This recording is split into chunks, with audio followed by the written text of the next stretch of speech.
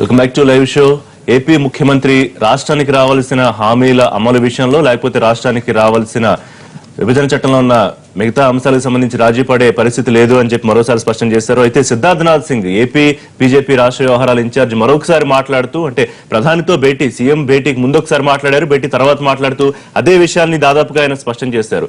రాజ్యాంగానికి సంబంధించి ఉల్లంఘించే అవకాశం లేదు, ప్రత్యేక హోదా ఇవ్వాలని ఉన్నా మేము ఇవ్వలేకపోతున్నాం, అంతకన్నా ఎక్కువగా నిధులు ఇస్తూ ఉన్నాం, అంతకన్నా ప్రత్యేకంగానే చూస్తామని మరొకసారి చెప్తూ మళ్ళీ ఆయన ఒకసారి లెక్కల చిట్టా అంతా కూడా చెప్పిన పరిస్థితి. సరే, ఇక ప్రతిపక్షాల విమర్శలు వస్తూనే దీనికి సంబంధించి మరో ముఖ్యమైన అవసరం ఏంటంటే నోటుకొచ్చినట్టు మాట్లాడొద్దు అని చెప్పి ఆంధ్రప్రదేశ్ బీజేపీ నాయకులకి ఇన్ఛార్జ్ స్పష్టం చేసి సూచనలు ఇచ్చారు.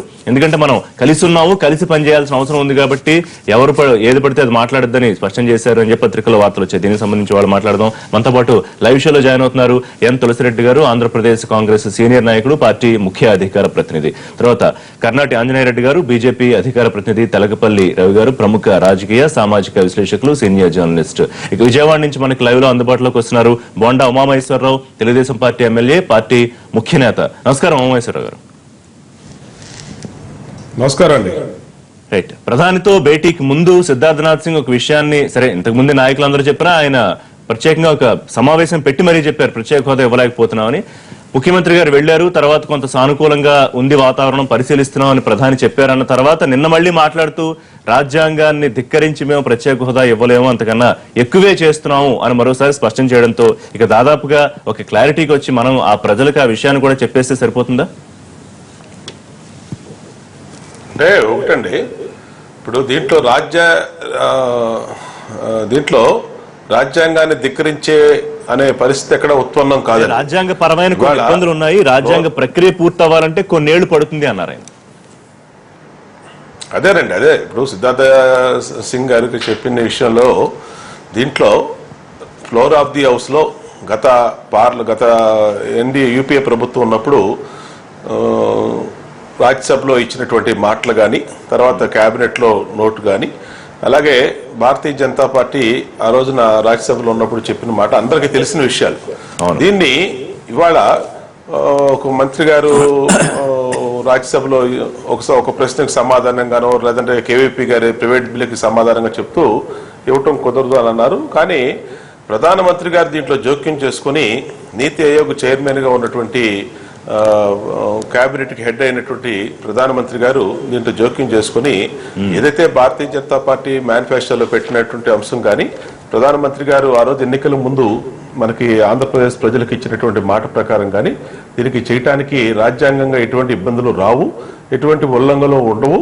కానీ దాని మీదే నిన్న కూడా ప్రధానమంత్రి గారికి గౌరవ ముఖ్యమంత్రి చంద్రబాబు నాయుడు గారు అన్ని విషయాలను కూడా స్పష్టం చేసి ఆయనతో మాట్లాడతాం, ఒక గ్రూప్ ఆఫ్ కమిటీతో మాట్లాడటం జరిగింది. అలాగే ప్రధానమంత్రి గారితో కూడా 1-to-1 డిస్కస్ చేసినప్పుడు కూడా ఈ ప్రత్యేక హోదాతో పాటు ఆంధ్రప్రదేశ్కి మొదటి సంవత్సరం లోటు బడ్జెట్ విషయంలో కానీ, అలాగే రైల్వే జోను ఆలస్యం అవుతున్న విషయం కానీ, పోలవరం ప్రాజెక్టు విషయంలో కానీ ఇంకా అనేక అంశాలు కూడా ప్రధానమంత్రి గారి దృష్టికి తీసుకెళ్లారు. కూడా ఏంటంటే ముఖ్యమంత్రి చంద్రబాబు ఆయన మొదటి నుంచి చెప్తోంది ఏంటంటే ప్రత్యేక హోదా వస్తేనే మనకు సమస్యలన్నీ తీరిపోయినట్టు కాదు, ప్రత్యేక హోదాతో పాటు రావాల్సిన నిధులు రావాలి, ట్యాక్స్ కన్సెషన్స్ రావాలి, ఇవన్నీ కూడా చెప్తూ ఉన్నారు. మన ఢిల్లీ తర్వాత ప్రెస్ మీట్ లో కూడా దాదాపుగా ఆయన అదే విషయం చెప్పారు. అయితే ఇక్కడ పాయింట్ ఏంటంటే సిద్ధార్థనాథ్ సింగ్ నేను మాట్లాడుతూ సరే రాజ్యాంగం అవన్నీ ఒక ఎత్తు అయితే ప్రత్యేకంగా చూస్తాం, ఆంధ్రప్రదేశ్ ప్రధాన దృష్టిలో ప్రత్యేకంగా ఉంది. ఫ్లోర్ లో అప్పుడు ప్రధానమంత్రి చెప్పినా లేకపోతే వెంకయ్యనాయుడు అడిగినా తర్వాత ఫామ్ అయిన నీతి ఆయోగ్ కానివ్వండి, 14th ఫైనాన్స్ కమిషన్ సిఫారసులు, పార్లమెంటులో ఆ నివేదికని బీజేపీ, టీడీపీ, కాంగ్రెస్ అన్ని పక్షాలు ఒప్పుకున్న మాట దయచేసి మర్చిపోవద్దు అనే పాయింట్ గుర్తు చేశారు ఆయన. ఇప్పుడు ఒకటండి, నీతి ఆయోగ్ కి చైర్మన్ ఎవరు? ప్రధానమంత్రి గారు. అలాగే ప్రత్యేక హోదా ఒక్కదాని వల్లే ఆంధ్రప్రదేశ్ బాగుపడదు, ఆంధ్రప్రదేశ్ పురోగతి సాధించదు అనేది వాస్తవం, అది అందరికీ తెలుసు. ప్రత్యేక హోదాతో పాటు గౌరవ ముఖ్యమంత్రి గారు చెప్పింది ఏంటంటే ప్రత్యేక ప్యాకేజీని ఇచ్చి ఇతర రాష్ట్రాలతో పాటు సమానంగా అభివృద్ధి అయ్యే ఆంధ్రప్రదేశ్ అన్యాయం ఆంధ్రప్రదేశ్కి అన్యాయం జరిగింది కాబట్టి ఇతర రాష్ట్రాలతో అభివృద్ధి చెందే వరకు 14th ఫైనాన్స్ కమిషన్ లెక్కలు కూడా అదే చెప్తున్నాయి కాబట్టి 5 సంవత్సరాలు కూడా లోటు బడ్జెట్ వెరీ క్లియర్. ఇప్పుడు వాళ్ళు హోదా ఇవ్వము, మిగతావన్నీ ఇస్తాం, హోదాకి ఏదైతే వస్తాయో మీరు వేసుకున్న లెక్క కన్నా ఎక్కువే ఇస్తా ఉంటున్నారు. సో అట్లా ఒక మాట అనుకుని ముందుకెళ్ళిపోవడం బెటరా, లేకపోతే ఇంక దానికోసం ప్రయత్నం చేయడం బెటరా? నేను అదేనండి, హోదా ఇవ్వలేము అనే దానికి అడ్డంకులు ఏమీ లేవు. ప్రధానమంత్రి గారు నిర్ణయం మార్చుకొని హోదా ఇచ్చే అవకాశాలు కూడా ఉన్నాయి. హోదా ఇవ్వడానికి అడ్డంకులు ఏమి ఉండవు రాజ్యాంగపరంగా. ఫస్ట్ విషయం. రెండో విషయం ఏంటంటే ఇక్కడ ప్రత్యేక ప్యాకేజీతో పాటు ఇక్కడ రాష్ట్రాన్ని అన్ని రకాలుగా ఆదుకోవాల్సిన అవసరం ఉంది. మొదటి సంవత్సరం లోటు బడ్జెట్ కానించి, పోలవరం కానించి, రైల్వే జోన్ కానించి అన్ని రకాలుగా కేంద్ర ప్రభుత్వం ఒక పెద్దన్నలాగా ఆంధ్రప్రదేశ్ ప్రభుత్వాన్ని ఆదుకోవాల్సిన బాధ్యత కేంద్రం మీద ఉందనే విషయాన్ని పదే పదే దృష్టికి తీసుకెళ్ళడం జరిగింది. చేస్తాం సానుకూలంగా ప్రధానమంత్రి గారు కూడా స్పందించారు. గారు మళ్ళీ మాట్లాడతాం మీతోటి. అంజనరెడ్డి గారు, భేటీకి ముందోసారి, భేటీకి తర్వాత ఒకసారి అనుకుంటే కనుక మనం భేటీ ముందేం చెప్పారో తర్వాత కూడా అదే చెప్పారు దాదాపుగా సిద్ధార్థనాథ్ సింగ్. సో మీరు ఒక స్పష్టం చేసే ప్రయత్నం చేస్తున్నా, అర్థం చేసుకునే రిసీవింగ్ ఎండ్ లో ఏమన్నా సమస్య ఉందా? అటువంటి సమస్య ఏమి లేదండి. సిద్ధార్థనాథ్ సింగ్ గారు ఈ భారతీయ జనతా పార్టీ ఇన్ఛార్జ్ ఆంధ్రప్రదేశ్, వారి దగ్గర సంపూర్ణమైన సమాచారం ఉంటుంది. సమాచారంతోనే వారు మాట్లాడారు. భేటీకి ముందు కానివ్వండి, భేటీకి తర్వాత కానివ్వండి. సిద్ధార్థనాథ్ సింగ్ చాలా పెద్ద రాజకీయ కుటుంబం నుంచి వచ్చారు. మీకు తెలిసి ఉండకపోవచ్చు. లాల్ బహదూర్ శాస్త్రి గారు మనవడు వారు. ఆయన చాలా సమాచారంతో వచ్చున్నారు. వారు స్పష్టంగా ఏం చెప్తున్నారంటే ప్రత్యేక హోదా ఇవ్వడానికి అనేక సమస్యలు ఉన్నాయి. ఆ సమస్యలు పరిష్కరించడం అనేది అది జరిగే పని కాదు. ఒకటే మాట ఏమిటి, మీరు గతంలో పార్లమెంట్లో చెప్పారు, పార్లమెంట్లో అడిగారు, ప్రధానమంత్రి ఎన్నికలు వచ్చినప్పుడు కూడా చెప్పారు. దాన్ని ఎందుకు అమలు చేయాలి మేము చెప్పాము. దానికి కాదండో లేదు, అబద్ధమేం కాదు. కానీ తదనంతరం జరిగిన పరిణామాల దృష్టిలో పెట్టుకున్నప్పుడు 14వ ఫైనాన్స్ కమిషన్ ఇచ్చే నివేదిక ప్రకారము దాంట్లో అన్ని రాజకీయ పార్టీలు ఒప్పుకోవడం ద్వారా ఆ నివేదికలో ఈ రోజు 32 నుంచి 42% నిధులు ప్రతి రాష్ట్రానికి వస్తున్నాయండి. మీకు నేను ఒక చిన్న విషయం మీ దృష్టికి తీసుకొచ్చున్నాను. 13వ ఫైనాన్స్ ప్రకారము, ఫైనాన్స్ కమిషన్ ప్రకారం 13th ఫైనాన్స్ కమిషన్ 2010-15కి ఆంధ్రప్రదేశ్కి ఇచ్చింది 98,820.27 ఈ రోజు అదే 15-20లో ఎంత వస్తుందంటే 2,69,000 వస్తుంది. ఇంత పెద్ద ఎత్తున నిధులు వస్తున్నాయి. 14వ ఫైనాన్స్ ఇచ్చిన ఆదేశాల ప్రకారం లేదా వాళ్ళు తీసుకున్న నిర్ణయం ప్రకారం 5 సంవత్సరాల కన్నా నేను చెప్తాను. గతంలో 10-15 ఇప్పుడు 15-20 సంగతి చెప్తున్నాను. ఉమామహేశ్వర గారు ఒక నిమిషం మీరు అర్థం చేసుకోవాల్సింది. 14th ఫైనాన్స్ కమిషన్ అదొక రాజ్యాంగబద్ధమైన సంస్థ. 14th finance commission Bharatiya Janata party NDA పెట్టింది కాదు. అది కాంగ్రెస్ యూపీ హయాంలో ఉన్న ఏర్పడిన సంస్థ. వాళ్ళు ఏం చెప్తున్నారంటే ఇంత పెద్ద ఎత్తున నిధులు రాష్ట్రాలకు మనం బదిలీ చేస్తున్నప్పుడు ఏ రాష్ట్రానికి కూడా ప్రత్యేక హోదా ఇవ్వాల్సిన అవసరం ఉందని మేము భావించడం లేదు. 14th కమిషన్ ఒక రాజ్యాంగ సంస్థ చెప్పిన తర్వాత దాన్ని కాదని ఈరోజు నేను ఒకటే చెప్తున్నానండి, 11 రాష్ట్రాలకు మనం ప్రత్యేక హోదా ఇచ్చున్నాం దేశంలో. ఈరోజు 11 రాష్ట్రాలు కూడా వెనకపోయి ఉన్నాయి. మనం ప్రత్యేక హోదా ఇచ్చి ముఖ్యమంత్రి గారు కూడా అదే అన్నారు మాటలో, ప్రత్యేక హోదా ఇచ్చి నిధులు ఇవ్వకుంటే ఏమి లాభం? ఇది కేవలం ఒక టెర్మినాలజీ, ఒక మాట ప్రత్యేక హోదా అని. మేమేమంటున్నాం అంటే ప్రత్యేక హోదా కంటే ఎక్కువగా ఈ రాష్ట్రానికి మేము చేయడానికి ప్రత్యేకం. ఈ రాష్ట్రం ఇప్పుడు ప్రధానమంత్రి దృష్టిలో కేంద్ర ప్రభుత్వం ఉంది కాబట్టి ప్రత్యేక రాష్ట్రం ప్రత్యేకం కాబట్టి మేము పెద్ద ఎత్తున చేస్తున్నాం. అది తెలుగుదేశం నాయకులు బోండా ఉమామహేశ్వర లాంటి చాలా సీనియర్ నాయకులు వారు అర్థం చేసుకోవాలి. నాకు పూర్తి విశ్వాసం ఉంది. ముఖ్యమంత్రి గారు కూడా అర్థం చేసుకుంటున్నారు. వీళ్ళు కూడా శాసనసభ్యులు వీళ్ళు కూడా అర్థం చేసుకుని ఉన్న పరిస్థితిని అర్థం చేసుకుని ఏదో ఒక క్లారిటీకి వచ్చేయాల్సిన అవసరం ఇక్కడ 3 అంశాలు. మళ్ళీ మాట్లాడతాం మీతో ఒక నిమిషం. 1 ప్రత్యేక హోదా, 2 విభజన చట్టము, 3 డిపార్ట్మెంటల్ గా హెల్ప్. దీంట్లో ఒకదానికొకటి సంబంధం లేదు. హోదానే, చట్టమే, డిపార్ట్మెంటలే. హోదాకు సంబంధించి కొన్ని బెనిఫిట్స్, ప్రధానంగా 4 బెనిఫిట్స్. 1 కేంద్ర ప్రణాళికా నిధుల్లో ప్రత్యేకంగా 90% వస్తాయి, మిగతా దాంట్లో 30% వస్తుంది. అది ఒకటి. రెండోది సెంట్రల్లీ స్పాన్సర్డ్ స్కీమ్స్ లో 90%, ఎక్స్టర్నల్లీ ఎయిడెడ్ ప్రాజెక్ట్స్ లో 90%, సెంట్రల్ ట్యాక్సెస్ లో ఇన్కమ్ ట్యాక్స్ కానీ తర్వాత సర్వీస్ ట్యాక్స్. అదే కాదు, ఇప్పుడు కరెక్టే కాదు. సిద్ధార్థనాథ్ సింగ్ చెప్తోంది ఏంటంటే దీని వల్ల ఏదైతే వస్తాయో దానికన్నా ఎక్కువే ఇస్తాము అని చెప్తోంది. మరి ఇవన్నీ ఇస్తాను చెప్తాను. ఇది ఒకటి. రెండవది వచ్చేసి యాక్ట్. చట్టంలో 108 సెక్షన్స్లో ప్రధానంగా 26 అంశాలకు రెవెన్యూ లోటు మొదలుకొని స్పెషల్ డెవలప్మెంట్ మొదలుకొని ట్యాక్స్ ఇన్సెంటివ్స్ కూడా సెక్షన్ 94లో సబ్సెక్షన్ 1 ఉంది. ప్రత్యేక హోదాది సెపరేట్. రెవెన్యూ లోటు లేదని చెప్తున్నారు కదా చట్టంలో. రెవెన్యూ లోటు భర్తీ చేయాలని అవసరం చట్టంలో ఎక్కడ లేదు. ఆర్టికల్ 46 సెక్షన్ 46 సబ్సెక్షన్ 2లో వచ్చేసి 2014-15లో ఫస్ట్ ఇయర్లో వచ్చేసి రెవెన్యూ లోటు దాంట్లో గ్రాంట్ అని చెప్పేసి ఉంది. దానికి మన్మోహన్ సింగ్ గారు మరింత క్లారిఫికేషన్ గా రాజ్యసభలో చెప్పడం జరిగింది. కాబట్టి సెక్షన్ 46 సబ్సెక్షన్ 2లో రెవెన్యూ లోటు ఉంది, 46 సబ్సెక్షన్ 3లో డెవలప్మెంట్ ప్యాకేజ్ ఉంది, 90లో పోలవరం ఉంది, 94(1)లో ట్యాక్స్ ఇన్సెంటివ్స్ ఉన్నాయి, 94 సబ్సెక్షన్ 3లో వచ్చేసి క్యాపిటల్ ఉంది, 13 షెడ్యూల్ ఎడ్యుకేషన్ ఇన్స్టిట్యూషన్స్. కాబట్టి ఇవన్నీ కలిసి ఓవరాల్ గా 5 లక్షల కోట్ల రూపాయలు విలువ చేసే ప్రయోజనాలు రావాలా. 2 ఏళ్ళు అయిపోయింది, 3 బడ్జెట్లు అయిపోయినాయి, ఇప్పటికి వచ్చింది 6,400 కోట్లు. అంటే బెంగళూరుకి పొంగనూరుకి ఉన్నంత డిఫరెన్స్ ఉంది. అంటే 1%.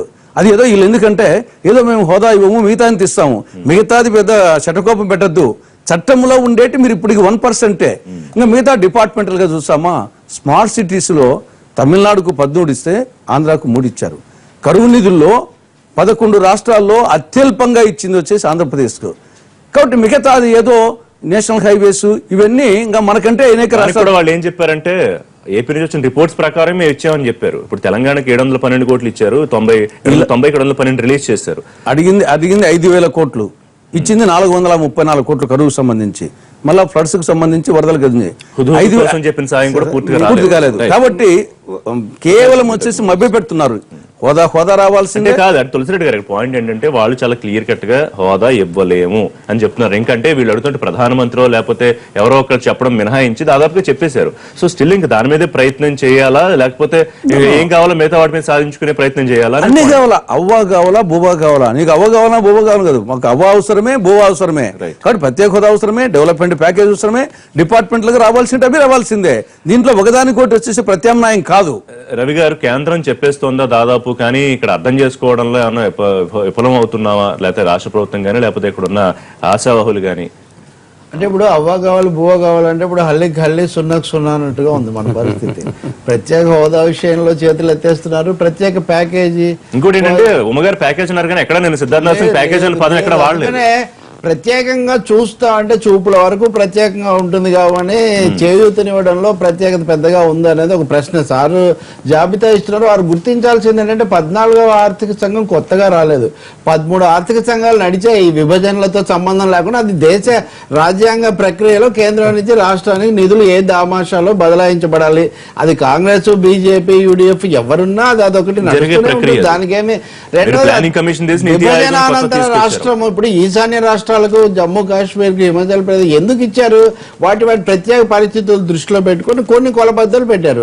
ఆంధ్రప్రదేశ్ కూడా కొన్ని కొలబద్దలు ఉన్నాయి. అందులో ముఖ్యమైనది ఒక 60,000 కోట్ల ఆదాయం వచ్చి హైదరాబాద్ పోవటం, రాజధాని నిర్మించుకోవాలి ఇవన్నీ అని చెప్పి పెట్టారు. దాన్ని సేఫ్ బరియల్ అని నేను మొన్న ఒక పదం వాడాను, సేఫ్ బరియల్, సురక్షితమైన సమాధి కట్టడానికి మొన్నటి సమావేశాన్ని ఉపయోగించుకున్నారు. ఇంకా అదే ఆ మాట అధికారికంగా చెప్పరు. నిజంగా ప్రధానమంత్రి కదా మిగిలింది, ఇప్పుడు ఆయన ఒక్కరే చెప్పాలి. వెంకయ్య నాయుడు గారు అసలు విజయవాడలో వారి ఏరియా ప్రాంతంలోనే చెప్పేశారు మాకు కుదరదు రాజ్యాంగం అని. ఏ రాజ్యాంగం చెప్పిందని అడిగారు, ఏ రాజ్యాంగం చెప్పిందని మీరు దాని మీద ఆశ పెట్టారు, ఏ రాజ్యాంగం చెప్పలేదని ఇప్పుడు తిరస్కరిస్తున్నారు. పరిశీలిస్తుందని మీరు చెప్పారు. ఇప్పుడు ప్రత్యేక హోదా ఇవ్వడానికి రాజకీయ రాజ్యాంగమైన అడ్డంకులు ఏమి లేవండి. 14వ ఆర్థికంగా ఇవ్వద్దని చెప్పలేదు. ఇంకో మాట కూడా చెప్తున్నాను నేను, ఈశాన్య రాష్ట్రాలు హిమాచల్ అవి పోరాడుతున్నాయి, కేసు వేస్తాము అని కూడా అస్సాం ముఖ్యమంత్రి గోగోయ్ దీని మీద మేము సుప్రీంకోర్టుకు కూడా వెళ్తా ఉన్నారు. చంద్రబాబు నాయుడు గారు మొన్న అంటున్నారు ఎవరు అడుగుతున్నారని. నేను చెప్పా, మాణిక్ సర్కార్ ఉత్తరం రాశారు ప్రత్యేకించి ప్రధానమంత్రికి, మీరు మాకు ఇచ్చిన హోదా ఉపసంహరించారు దీనివల్ల సమస్య అని. నా ఆశ్చర్యం అంతా ఏమంటే ఇద్దరికి అంత స్పష్టత ఉంటే ప్రజలకు ఎందుకు ఆ స్పష్టత ఇవ్వడం లేదు? నిన్న రెండు ప్రధాన పత్రికలు చంద్రబాబు నాయుడు గారు గట్టిగా అడిగినట్టు, ఆయన సున్నితత్వం నాకు తెలుసు అన్నట్టు, ఎందుకు ప్రధాని చెప్పని మాట, ముఖ్యమంత్రి చెప్పని మాట ఇవన్నీ ఎందుకు చెప్తున్నారు? నిజంగా జరిగిందా లేదా? ఈ దాగుడు మూతలు ఎందుకు అడుగుతున్నారు? ఇప్పటికే దగా పడిన తమ్ముళ్ళు లాంటి వాళ్ళు ఇంకా ఎందుకు మీరు ఈ దాగుడు మూతలతో మరింత గజిబిజికి గురి చేస్తారు? చివరి మాట, నిధులు రావడం అంటే అర్థం ఏంటంటే అరుణ్ జైట్లీ ఆర్థిక మంత్రి చెప్పింది 6,500 కోట్లు, అవన్నీ లెక్కేస్తే మీరు 1,50,000 కోట్లు ఎక్కడి నుంచి తీసుకొస్తున్నారండి? అంటే మొక్కేసిన రోజే దాని నుంచి మొత్తం కాపు ఎంత వస్తుందంతా కూడా లెక్కేసి మీరు చూపిస్తారా? కాబట్టి ఇవన్నీ పైప్ లైన్ లో ఉన్న ప్రాజెక్టులన్నీ కూడా ఆంజనేయ రెడ్డి గారు లాంటి వారు నిన్నే సిద్ధార్థ నారసింహన్ కూడా కలిసి వచ్చినట్టున్నారు. వారికి ఇంకా మనకంటే కూడా సాధికార సమాచారం వారికి తెలుసు, ఉమామహేశ్వరరావు తెలుసు. నేను చెప్పేది మీరు ఇప్పటికే అనేక కళలు, స్వప్నాలు, అమరావతులు, బ్రహ్మరావతులు అన్నీ అయిపోయి మీరు నిజం చెప్పండి జనానికి. రెండోది ముగించండి ఈ ప్రహసనాన్ని, ఈ ప్రతిష్టంభనను ముగించండి. మీరు రవి గారు మీకు కూడా తెలుసు ఇంకో మాట, ఒక ఆయన సోమవీరాజు గారు అంటారు అమరావతి ఒకటి, అనకాపల్లి ఒకటి అంటారు. సోమవీరాజు ఒకటి, నరేంద్ర మోడీ అయితే అనకాపల్లికి కూడా ప్రధానమంత్రి రావాలి కదా, అమరావతికి మనకి ఎందుకు వచ్చారు? కాబట్టి అర్థం పర్థం లేని బీజేపీ టీడీపీ రాజకీయ ఘర్షణ లేదా రాజకీయ వైరుధ్యాలకు, రాజకీయ వ్యూహాల ప్రతి వ్యూహాలకు ఆంధ్రప్రదేశ్ ను గురి చేయడం, రంగస్థలంగా మార్చుకోవడం చాలా. ఒక అధికారిక శ్వేతపత్రం కావాలి. చంద్రబాబు నాయుడు ఢిల్లీ పర్యటన తర్వాత ఏం జరిగింది, కేంద్రం ఏం చెప్తుంది, ఎక్కడ ఏ విషయంలో మనం ఉన్నాము, ప్రత్యేక హోదా ఉన్న రాష్ట్రాలు మాకు ప్రత్యేక హోదాని వైండ్ ఓవర్ చేసేయండి, మాకు దానికన్నా ఏం వస్తాయో అవి ఇవ్వండి అని అడుగుతున్నాయి. అవి పోరాడుతున్నాయి, అది నడుస్తుంది, అది ఇంకా కొనసాగుతుంది. అంటే అది అబద్ధం, చెప్పడం అనే దాంట్లో వాస్తవం లేదు, అంతే కదా? It's not true. ప్రత్యేక హోదా ఉన్న రాష్ట్రాలు మాకు హోదా చంద్రబాబు గారు మొన్న ఢిల్లీలో చెప్పి అది వాస్తవం కాదు. సిద్ధార్థ నారసింహన్ కూడా చెప్పారు నిన్న, అది నిజం కాదు. నేను లేకపోతే చూపిస్తాను మీకు. మనం చరిత్ర నుంచి కొన్ని అనుభవాలు నేర్చుకోవాలి, చరిత్రలో ఏం జరిగిందో మనం గుర్తుంచుకోవాలి. చరిత్రలో మనం 11 రాష్ట్రాలకి ప్రత్యేక హోదా ఇచ్చాం. కొన్ని 2012తో అయిపోయినాయి, కొన్ని 2014తో ప్రత్యేక హోదా పూర్తయింది, కొన్ని రాష్ట్రాలు 2017తో ప్రత్యేక హోదా పూర్తి కాబోతుంది. అయితే ఆ రాష్ట్రాలు ఏమి భూతల స్వర్గంగా తయారు కాలేదు, ఇంకా కొత్త సమస్యలు వచ్చాయి తప్ప ఈ ప్రత్యేక హోదా వల్ల. అందువల్ల నేనేమంటున్నా అంటే దానివల్ల ఈ రాష్ట్రం కూడా భూతల స్వర్గం కాదు. ఒక ఉదాహరణ చెప్తాను, ఒక ఉదాహరణ. పోలవరం ప్రాజెక్టు ఏ జాతీయ ప్రాజెక్ట్ అయినా, జాతీయ ప్రాజెక్టు గుర్తించిన ప్రాజెక్టులకి కేంద్ర ప్రభుత్వం 70% నిధులు ఇస్తుంది, 30% రాష్ట్ర ప్రభుత్వం భరించాల్సి ఉంది. కానీ ప్రత్యేక రాష్ట్రంగా ఎందుకు గుర్తిస్తున్నామంటే పోలవరం ప్రాజెక్టుకి ఆ పాత విధానం కాకుండా కొత్త పద్ధతిలో మనం 100% ఫండింగ్ ఇవ్వాలి. సెంట్రల్ గవర్నమెంట్ ఉమాభారతి గారు ఉత్తర్వు రాసిన తర్వాత వెంటనే ప్రధానమంత్రి గారు ఒప్పుకోవడం జరిగింది. దాని అర్థం ఏంటి? దీన్ని ప్రత్యేకంగా గుర్తిస్తున్నాం, గమనిస్తున్నాం, కేంద్ర ప్రభుత్వం దృష్టిలో ఉందని. 16,000 కోట్ల రూపాయలు